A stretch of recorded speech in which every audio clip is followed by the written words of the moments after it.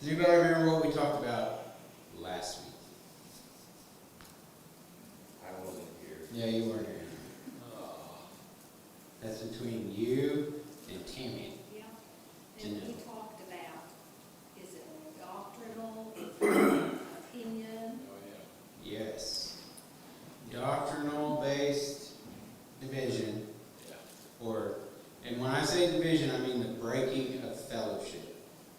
Not just separating, because we can still be separate and still maintain fellowship, unity in the spirit type of stuff together.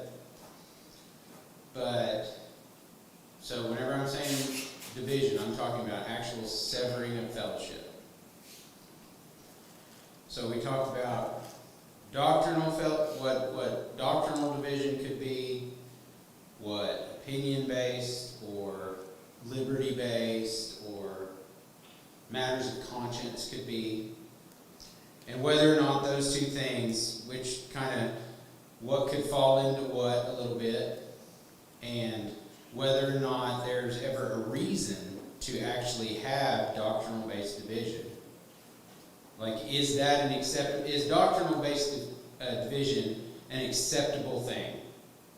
Can it be doctrinal based? Can it be acceptable to have division over a doctrinal disagreement that cannot be worked out?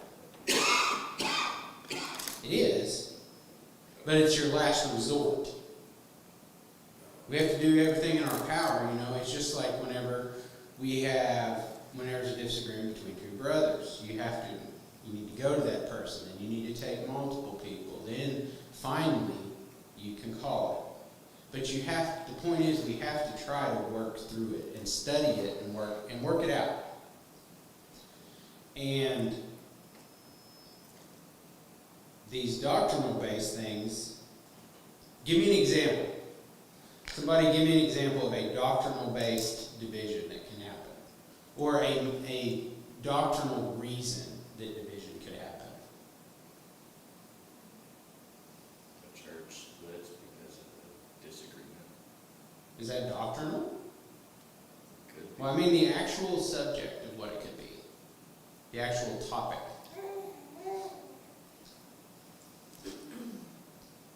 How about, I'll start out. I'll leave one out. What if you have people in the church saying that baptism isn't necessary for salvation? Their faith alone is what saves. If you can't get that worked out, would that be a cause for division? Okay, I got you started. Give me another example. What else? Divorce and remarriage. Okay, there's one. That's a good one. That's a good one. And we're going to talk about that one. But there are I will say, in looking at some of that is a very nuanced thing. Some of it is very cut and dry. And some of it is not. And it requires a lot of study. Okay. How about the organization of the church? Specifically, eldership.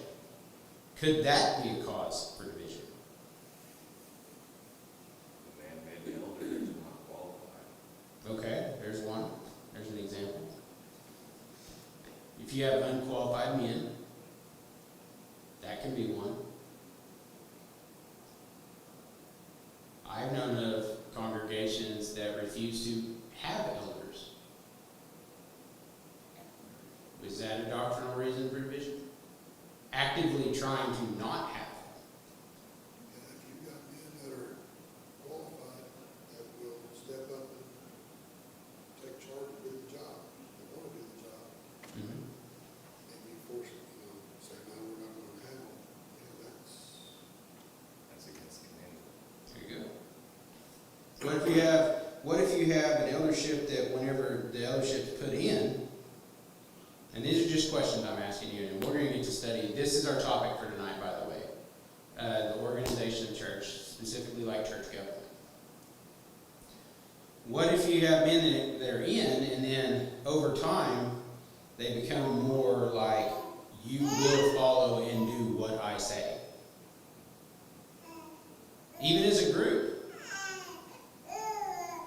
Is that scriptural? Or can the eldership actually lose their qualification to stay as an elder? Is that a possibility? Well, church can divide over that too.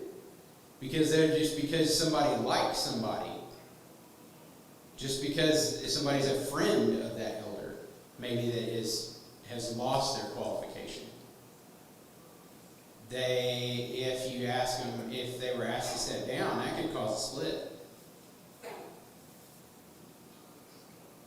So the question would be, would that be doctrinal? Would it be opinion-based? Or could it be a little of both? There's a whole lot of a little of both in a lot of this stuff, guys. A little of both. It really depends on what we're looking at. It really does. So we'll start with the church, with like church government. Tell me how that's kind of set up. How did God set that up? What are we supposed to, how's it supposed to be? Ideally, how's it supposed to be? Jesus is over the church. Okay, there you go. Jesus is the head. Yes, and then like we are the body as members. Okay. But I mean, I guess Who governs the church? there's elders. The eldership. Okay. And who also would be in an office of the church, but not necessarily a decision-making person? Deacons. Deacons. Okay. Well, let's go to 1 Timothy chapter 3. 1 Timothy chapter 3.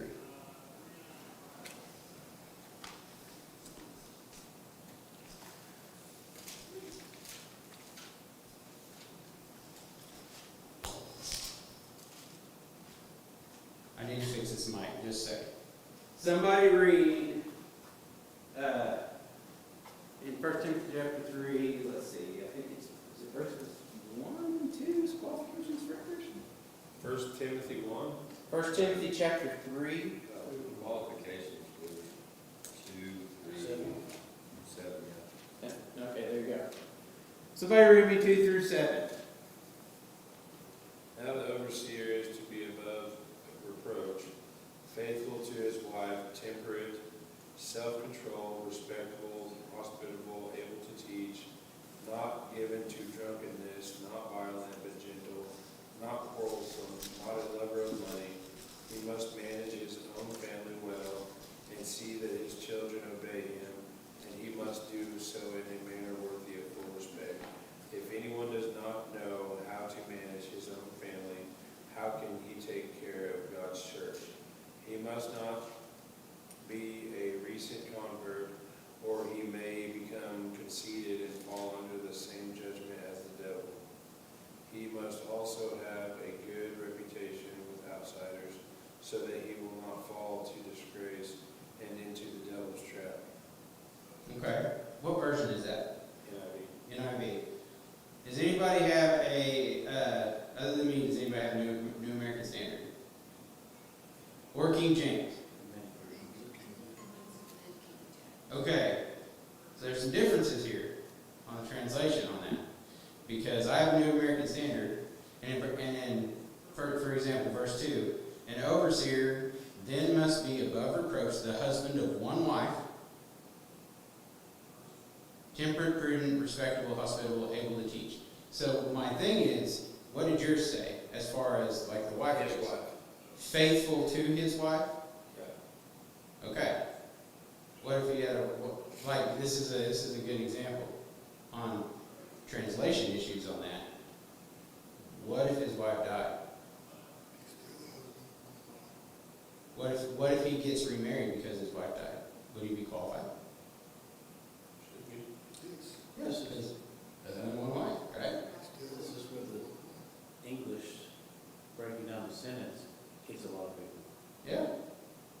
Because faithful to his wife is different. Because you can say a man who's been divorced and remarried is faithful to that wife he's currently married to. You see what I'm saying? I see what you're saying. So it's kind of, you have to be careful on some of it. That's why I would recommend checking in multiple different. Seeing what it says in multiple different ones. Because the NIV translation is more of a thought for thought type of translation, whereas the New American Standard and I believe New King James, I want to say, or the original American Standard. ESV claims to be. ESV claim that's kind of It's closer, it's a little closer than the NIV on the thought and on the word Yeah. for word. But like I know, like the NASB 95 is a word for word. It's supposed to be a word for word. King James. But we have the list of qualifications given to us for elders, right? Below that, in verses 8 through, I would say you go 8 through 10, and then you could throw in 12, would be your qualification for deacons. And deacons have any authority at all? No. Who do deacons serve under? The eldership. Can problems arise from deacons overstepping and cause problems in a church? Absolutely. But my point is God set it up a certain way. He even listed the qualifications that men, specifically men, must maintain in order to hold those offices. They don't just qualify once. That is a maintenance thing that you have to be. And if you actually look at the qualifications, those are qualifications for a Christian. A Christian man. That's what we're supposed to be. It says they must first be tested. How would they test? Or how would we test? How do you test them? Well, I mean, And if they met the qualifications. if they met the qualifications, that would be testing them. But as long as it's okay to ask them questions about Scripture, about doctrine, just doctrine that's taught in the Bible, because elders are supposed to be the guardians of the church.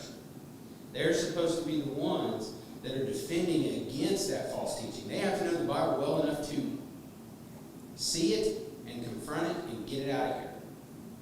That is their job. Along with teaching and shepherding that congregation, they're there to protect them. That's what a shepherd does. I mean, that is, in my study of it, that is what they're supposed to do. They're to guard the church, protect the church, and teach in the church. That's how I would test them. How do they live? What are they doing in their lives? Are they teaching their kids? First of all, that's a great way to see if someone's able to. I mean, some of the greatest elders that I have ever been under were great parents. They taught their kids. They did what we're commanded to do, and they knew the Bible. And they were able to protect against anything coming in. And that's something we should strive to be as men. So I'll tell you, this is the only congregation I've ever been where there were elders my whole life. Other than when I was a little kid. A little bit up until like 6 or 7 years old, and we left Sarah. I had never been, when I was here in college, it's the only time I've ever been in worship with an elder in the congregation. Ever. I didn't know that. It is extremely common to not have elders. Yeah, Very, very common to not have elders. we're going to be talking about that. And it is it's not a dividing point for me. What you said, I was listening on my way in, about choosing or not choosing is a big deal, not wanting to. I've been to so many different groups that I think in eldership, why did Paul put the eldership in? But I think there's a need for it, especially once you grow to a certain point. They are very, very essential to keep the spiritual well-being of the flock going. They are. I mean, we have, I can think of several times, or I can think of examples, and I'm not going to say what they are or anything, but I know of splits that have happened because an eldership were not making the right decision. And they were not listening to those who were pointing out, this is wrong. This is scripturally not wrong. Or this is scripturally wrong. And it's wrong to make this decision. But that goes back to the qualifications. It really does. It's knowing the word. And being gentle. Gentleness goes a long way in that, I will say. Because, I'll tell you right now, Uncle Vernon was one of the most gentle men that I've ever met. He was an outstanding elder. And he guarded the church with everything. And in doing that, that's where I learned what it is, how you need to behave to be an elder. And now I know that we're in a different situation in that we don't not want an eldership. Ours is lack of qualified men. Literally lack of qualified men that can do it. And even if you have those qualified men, they have to be willing to serve. Because if they are uncomfortable in it, if those men are unsure of themselves and the ability to do it, the church will go the wrong way. It just will. Because now you have the wrong person in there. And I've seen it happen. And it really will split a church when that happens. And I'm telling you, when that kind of thing happens, fellowship lines are broken. And to get that back is unbelievably difficult. It can be done, but it's hard. But now what do we do if you're attending somewhere, it's not for lack of qualified men, it's that they literally don't believe that you should have elders. And that the men just need to do it. Do you think that would be a doctrinal issue to not fellowship with those people? Or would it be a doctrinal issue not to fellowship with some of those people? Because not everybody knows what's going on in a congregation. Not everybody's tuned in to what's going on.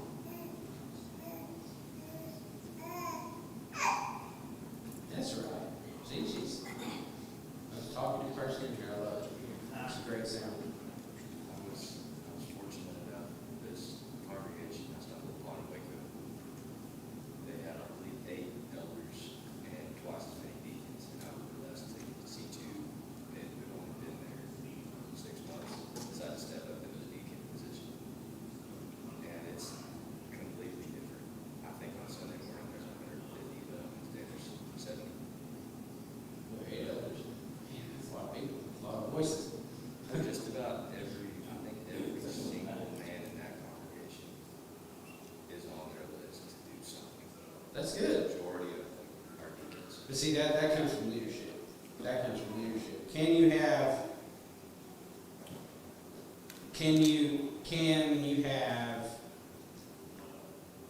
Is there opinion-based reasons that people could split off due to an eldership? Anybody give me an example? Make one up. There's so many that I can think of that somebody would get mad. I've heard so many excuses. And I've told you and probably everybody that growing up, if we didn't like the way things were done, it was the eldership that made us leave. Said it. They because it was assumed, and I think there was an unqualified elder at the time, for some reason. And I was too young to remember, but I was told there was a confrontation, a very respectful one, and they basically took the person and said, it's not a problem, we don't care. And that's when the fellowship line happened, and has been for 40 years or whatever. And it has not been repaired. It has not been repaired, but the thing is, those elders aren't there anymore. It passed But away. yet it still hasn't been repaired. There's still no repair on that, no repair on the fellowship. It's not possible. I say it's not possible, but as far as I know, fellowship is never gonna happen. Because there was a discussion there that was had, but they're not even there. Elders aren't even alive anymore. Mhm. Why some of the people that were, you know. Are some of the people that were involved in that still alive though? Oh, yeah. That's part of the problem. It's one of those, it's like you can't get past it. You associate bad, people seem to associate like a bad eldership with the congregation. It's a bad congregation, and that's not necessarily true. Where that's not true. And it's not true for everybody there. Like it's everybody that would be there. Now I can understand there can be, that's a difficult situation to handle. Because sometimes what some people are viewing as, you can have issues which we know about because Josh and I have gone to church together for years. We were 18 years old, probably 19. But when we had a huge college group come over, huge. So we were lucky. We had like 20 people in that group. But it all happened because they were all worshiping at one congregation, and they had an issue with what the youth person was teaching. And it was a scriptural thing, what they were talking about. And it was brought to the attention of the eldership, and the eldership told them to go. Booed it. Didn't even look at it. Just booed it. Because they just said, no, you're just causing problems. But is that the type of eldership that's the type of eldership that can actually cause a split to happen? Because if you're not willing to study it and look at it and go through it with all parties involved, how can that be a doctrinal division? It can't be. It's impossible. Because you didn't look at it. You didn't go through it.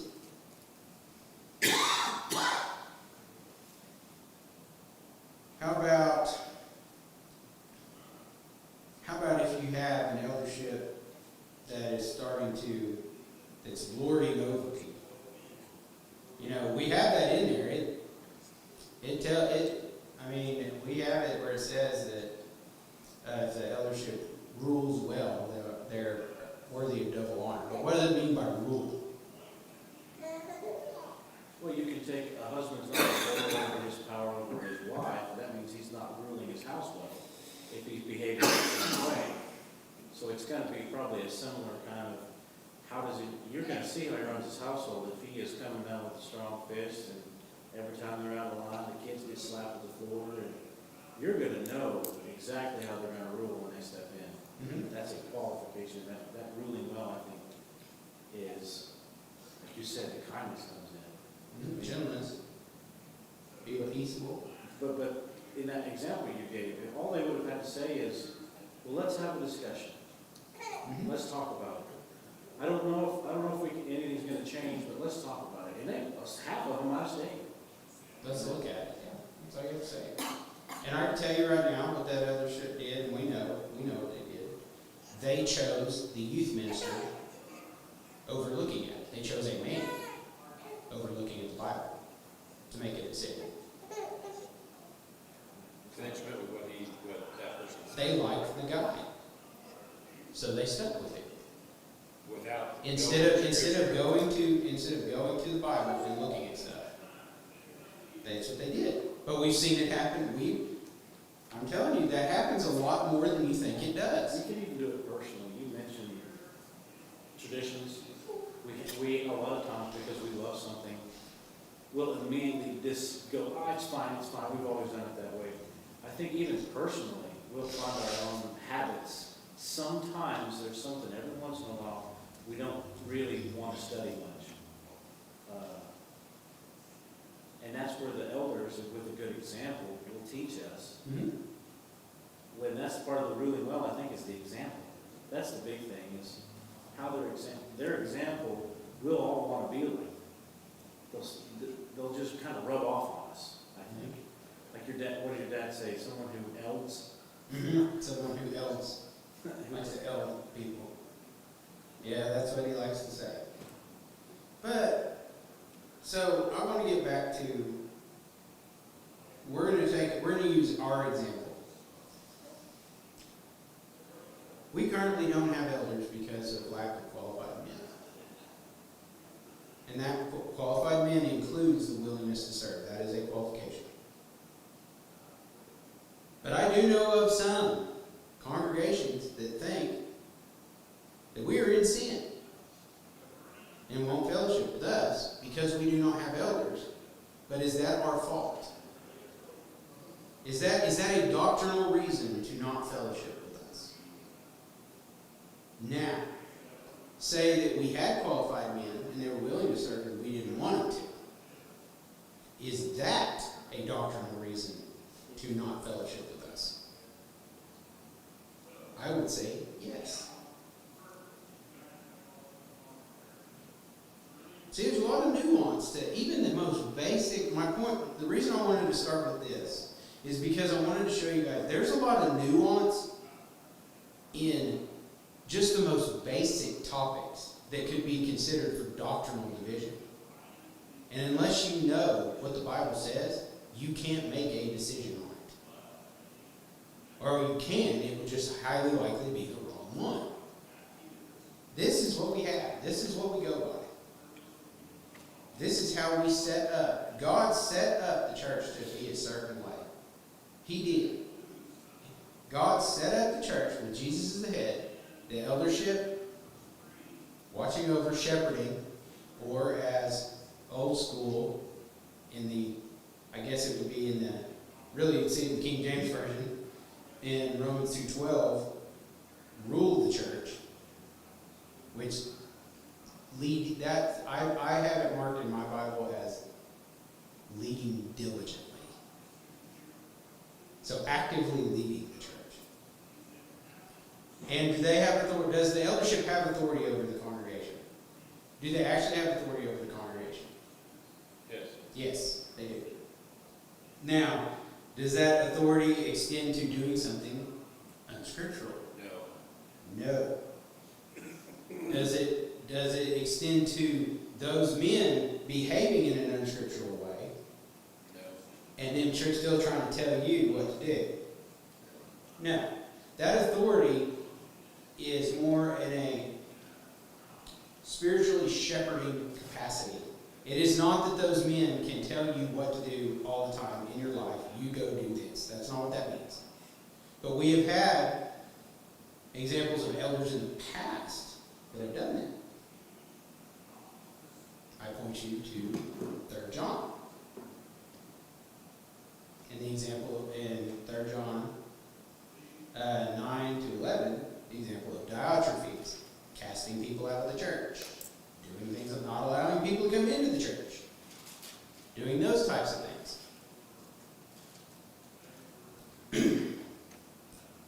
How is that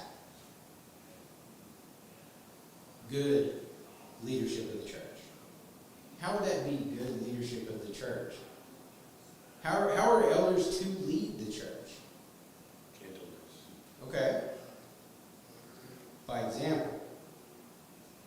The only way you can lead is by example. That is the only true way. Because who is going to follow someone that will tell somebody to do something and they do the opposite? Would you follow a hypocrite? You know the example of sheep and cows? Cows are driven, sheep are led. Sheep cannot be driven. They can't. A shepherd has to be out front walking. You have to be out front. A sheep will not follow unless they can't be driven, but they will follow. Mm-hmm. And that's the only way I think that's why Jesus used sheep and shepherds, because the people knew exactly that, and that's why they were called shepherds. A shepherd of a flock is not somebody who's in the back seat. they're not somebody who's cracking the whip. So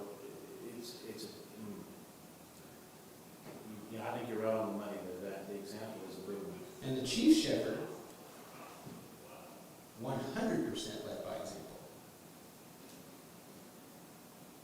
Yes, he did. He lived according to everything he taught. Jesus lived according to everything he taught.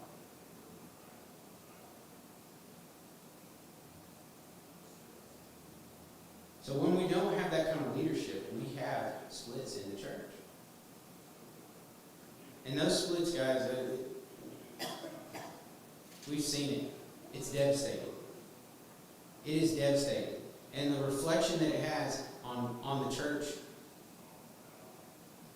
on Christ's church, to those outside the church, what does it say to them? When we have leadership causing a split. Now there are always opinion issues. We always have that. And we have, just as the men, we have that come to us now. And you're supposed to be able to do that. Work it out Yeah, as Christian men. we are. At the church. We've had that happen, James. We've had it happen in the men's meeting. We've worked them out. But we work it out. We're all supposed to be grown-ups. And that's Go an, by what this says. not Yeah. What we believe. yeah. Because here's a question I have. Can any opinion issue be elevated to a faith issue? Can it? Yeah. Okay, can it by people be elevated to that? Not by God, by people. We see it now. And I know that some will disagree with me on it, but that's the example of the institutional, non-institutional debate. Lines of fellowship were drawn where a lot of it's opinion. Now, it's okay to have that opinion. It's okay to worship together with that opinion. It is not a reason to draw lines of fellowship. But when someone considers something doctrinal, and someone considers something a matter of liberty, and it's studied out, and you cannot come to a 100% conclusion, it's a matter of opinion. There's nothing wrong with those who believe one side of it to be together, to worship. We can fellowship with each other. The problem is whenever you apply your opinion to those other people, then it becomes a doctrinal issue. Because, and you'll hear this a lot throughout our study, who are we to judge the servant of another? Our opinion doesn't matter. No. It doesn't. And I try my best, and everybody's guilty of it, but I don't hold how I think, what I think is right in an opinion issue. Because sometimes there are some things that I want to be more safe than sorry. And I will live my own personal life on the extreme safety side to try to keep myself from falling into something. But I can't apply that to other people. You can't broadly apply that. You have to go, the only thing that applies to everyone is this, is what's given to us. And we have matters of liberty given to us.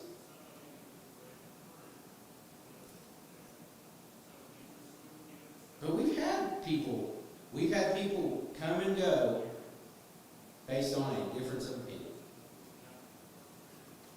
We have, and there's nothing wrong with that. There really is nothing wrong with that. Until it's applied in a manner that says you are sinful on an opinion issue. And we've seen throughout the past, we've known people that the eldership, with an eldership that caused a split based on the color of the carpet. How ridiculous is that? It's crazy. We know those kind of things all over. Yeah, but it would come down to, a lot of the times this happens, most churches of Christ, by the way, do not have 8 elders. I'm just saying. I have never been in a congregation that had maybe more than 4. And even that's iffy, because then you need to have 5. You need to have an odd number. You really do. But we've seen it where just with 2 or 3, that elders' wives disagree on a decoration that's up on the stage. And it causes a division for 0 reason. I think a lot of that, though, is something that's very dangerous, which is pride. Yeah, it can be, but what this turns into is these guys they don't want to disagree with their wife. They have to go home with that woman after. Yeah, you heard me. But that doesn't mean that's FYI. That is also a qualification of an elder. Right. A elder's wife can disqualify them. Because how can you rule your household well? That doesn't just apply to kids.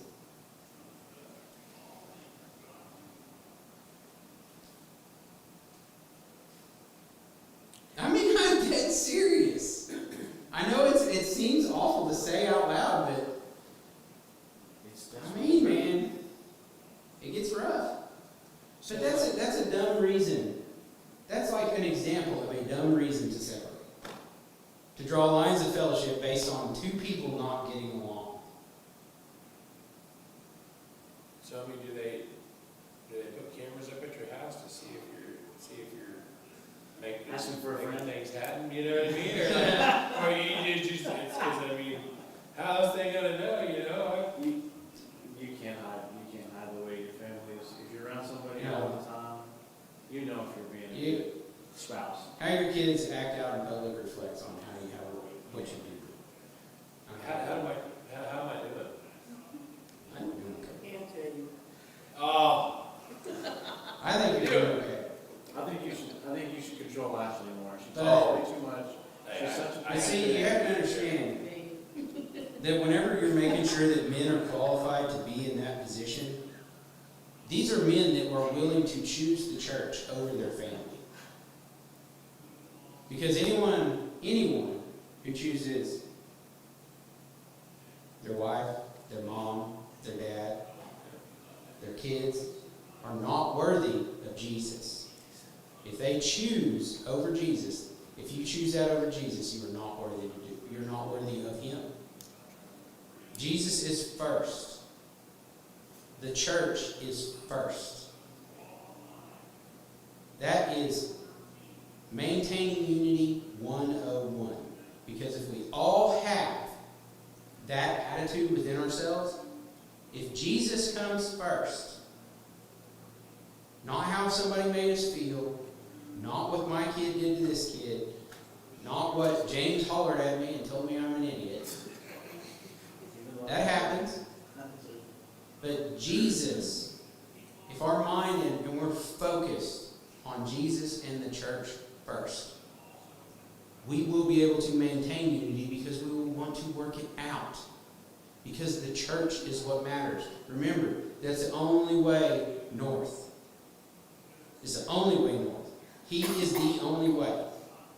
And in order for us to do that, we have to individually choose to be that. It's an individual thing. This is not we are individually Christians working together to forward the cause of Christ and to help each other get to heaven. That's our job. That's what we're doing. And if you have that mindset, and you have an eldership that has that mindset that puts the church first in all things, this division stuff is not an issue.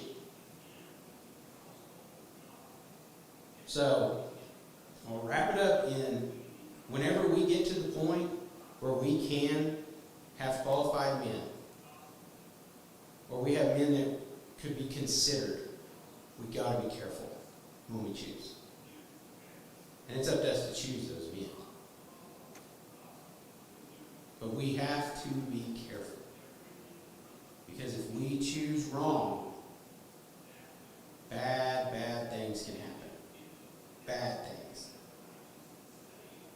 It could be we choose a man who is ultra uber conservative and wants to just cut off fellowship with other congregations and do that kind of stuff. And to judge those other congregations as non-biblical, so we can't associate with them. Or you end up getting that dude that's way over here. It's, well, how does it feel? Let's be more worried about how it feels. How are we don't want to hurt your feelings, we're going to tolerate some of this stuff. There's a happy medium in how we do that. And in how an eldership is supposed to be. And I can tell you right now, I know because I've seen it. I have seen it. You three back there have seen it. We have had wonderful elders in the past. And we know what it looks like. But those men didn't get that way overnight. And they weren't put in and then became that guy. They were that way before. And those men have held the congregation together for, 100 years at least. So, should us as younger guys be working towards that? Well, yeah. Should that be our goal? It's To always be. So we should be encouraging each other. Is that elder material? Are you behaving like an elder? Even though you may not be 20 years away from being an elder. I think that's how we get ourselves there. Is, Cody, is that eldership material you're doing? Are you behaving like an elder? I think it will correct you. I don't think we think about it enough, because you said they were that way before they got there, and you're like, well, he had to be 40 and working on it. Maybe not necessarily intentionally, but he was always... I didn't say they were perfect. But he was always working on himself to make sure he was teaching his family and make sure he was living the way of God, following Jesus and speaking well, behaving well. Everybody in the community said, I know what I'll say about him, he's a pretty good dude. I don't know that we should at 30 and 40 years old be intentionally trying to be that way. Well, that's the goal. So we should challenge each other. Hey, which of these qualifications do you not have? Let's work on it. Is your wife a good wife? But But I think that would help if we're challenging each other, because eventually we're going to be old enough. Are we going to be ready? I hope. I don't know if I'm going to be good. it's going to be scary. I don't know if I'll be that person when I'm there, but It's scary. but like you say, when it comes to that point, you're going to be ready to be that person. You kind of already will be. You'll be going around helping people. You'll be studying. And they'll go, Cody, you're already doing that. You're already elding. I will never eld. You're already elding. Why don't you- Shepherding, if I can get to that point, I will be a blessing. So how old are elders? 97. You want to what I think? I've known men that were elders when they were 35 years old, but they had the wisdom to do it. I've also known men. With every man. It is, and I've known men that were 65 years old and should never do it. Yeah. But that, Whenever you were saying That there's the age also- thing, I was like,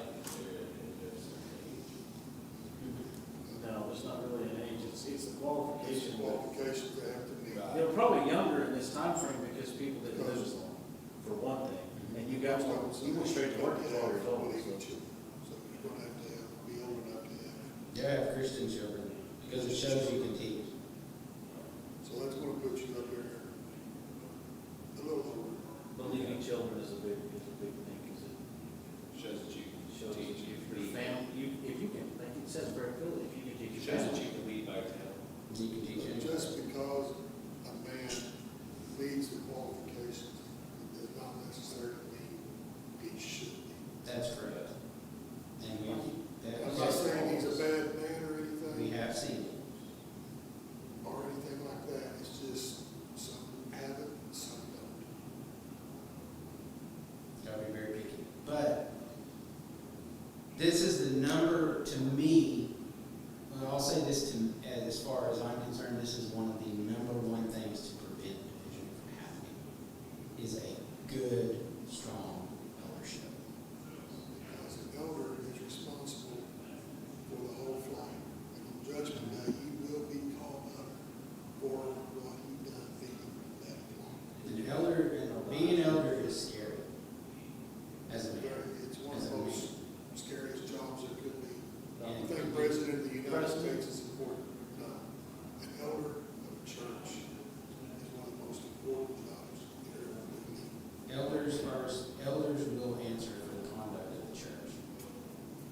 what was taught in the congregation? What was taught. Did how they lead affect anybody leaving?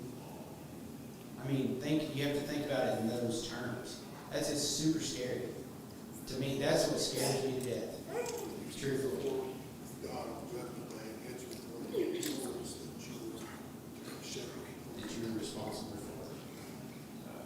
Scary thought, huh? Yeah. But anyway, okay, I made it through. Made it through. Y'all did wonderful. Y'all are the best teachers. And FYI, just so y'all know, I'm intending this to be study for me as well. So, whenever we go through the topics and stuff, whenever you are from here out, whenever you are coming in, have verses ready. Let's study. Let's actually study.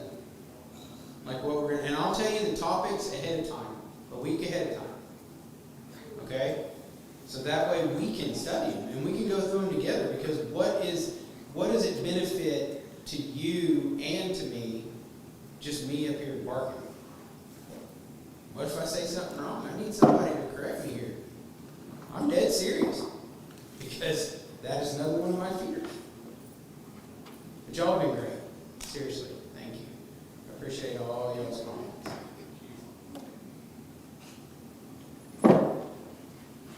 So what's next week? Oh, next week will be women's role